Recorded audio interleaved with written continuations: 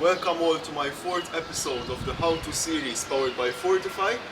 Today's episode is the first episode of the second part of the series, bringing you better content and some nicer views in the background. So in today's episode we'll be discussing a topic which is very misconceptualized. There is some good content and some content which is not so good and very misleading out there. So we'll be talking about how to train our core effectively so that you can become better in your training and get better results. So the first issue which I would like to discuss with training our core is that many people think that training your core is just training your abdominals. Okay, this is obviously a mistake because our abdominals are not the only muscles in our core. Our core is very important to keep our body upright and stable. So ab exercises is not equal to training your core. A great core exercise, for example, is the plank and its variations.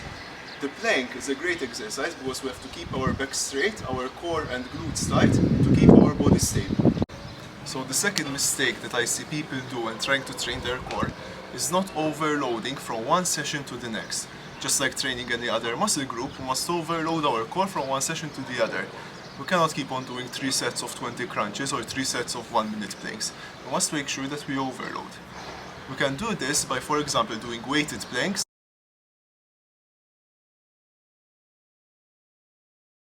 or else doing a renegade row, which is a movement in which we use a row to imbalance our body. So, what can we do to train our core effectively? We must use movements and exercises which create an imbalancement. So let us take the plank, for example. The plank is a great core exercise, but how can we manipulate it to make it more challenging?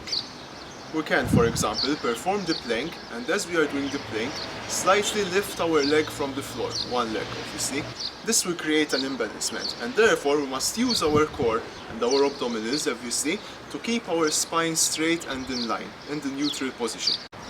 Another way of how we can train our core is by training it indirectly. So, by using other movements which are usually used to train other muscle groups, we can manipulate them in such a way that we are using our core as well. So for example, by using just one dumbbell in the floor overhead press, I need to use my left side of my core to stay stable when performing the movement. You could also use a barbell with just one plate on one side.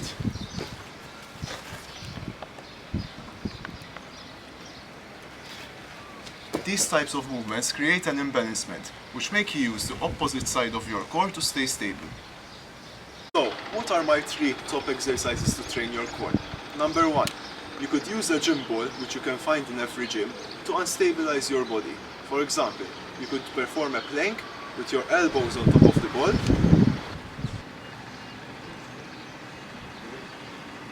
You could also stay in a push-up position with your feet on top of the ball.